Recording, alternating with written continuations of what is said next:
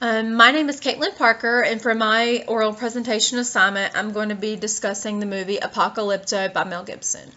This movie came out back in 2006, and the whole entire movie was spoken in the Mayan language, which is Yucatan, which basically made the authenticity of the movie a lot more real, and it just was so much more realistic. I actually enjoyed that part about it.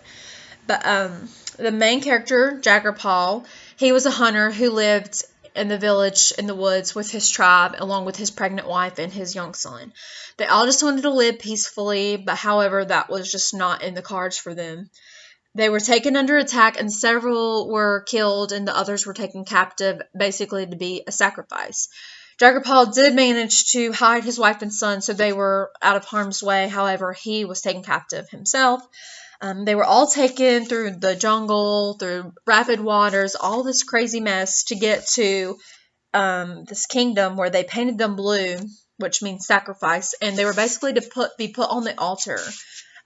They would stab them in the chest, rip their hearts out, behead them, and do all these crazy rituals for the satisfaction and to please their god. However, when it was Jagger Paul's turn, he was on the altar, and all of a sudden, day turned to night. It was dark out, and everything, like, it just changed. It was like a split second.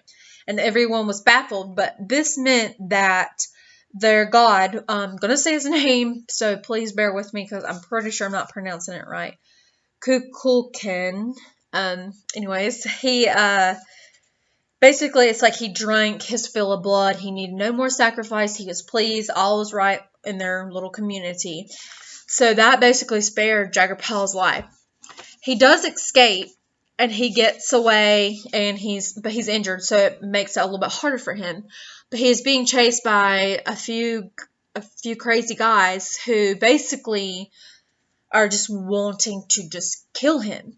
No matter what, just kill him. He comes face to face with several obstacles, such as a jaguar in the woods, but he conquers it all and gets through, and he gets to his wife, and now his two kids, because the wife had the baby in the hole, and he gets them out, and they're basically all back, reunited, happy family, everything's all right, but now they have to figure out where they're going to relocate to. So they're walking, and they see a bunch of ships pulling up on the shore, and I'm almost 100% that it's the Spaniards, but they decide that it's not right, that they need to just go back and seek a new beginning somewhere else. So basically, that's what the movie is about. It's supposed to kind of portray the decline of the Mayan civilization, but a little background information on Mel Gibson. Obviously, you've probably heard of him before. He's an actor, director, and producer. He actually specializes, believe it or not, in colonial periods of American literature.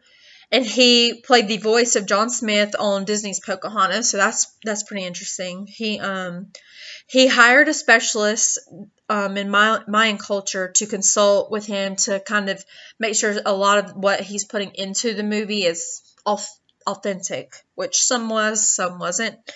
I'll get to that in a minute, but he used Spanish colonial eyewitnesses accounts from the period of that time. He used different aspects from Popol Vuh, which is a sacred Mayan text that tells the creation stories and his stories of Mayan cultures. And another thing that was very authentic about his film was the body decoration, the tools, like the piercings and all that. That was all very real, like how it was back in those times. But there was a lot of controversy that struck through from the movie. Like the stereotypes saying, people were saying that he was being kind of racist, making Mayans look just awful, like too savage, moral degeneracy, and all that kind of stuff. However, Mayans are actually very smart. They come up with a lot, especially some like really hardcore intelligent mathematics. So there was some controversy about how he portrayed it. So he basically he's not a historian, so you can't really judge the guy too much. He's a movie producer, so he had to make it interesting. He did put a lot of aspects into it that would be like it was back in the old days, but a lot of it was a little too vulgar and gory compared to what they really were like, which is kind of offensive if that's, I can understand. But in summary, this film was very good and it had some very accurate depictions of that life. However, a lot wasn't based off that history, so give or take. But if you have any questions, feel free to comment and ask me. Thank you.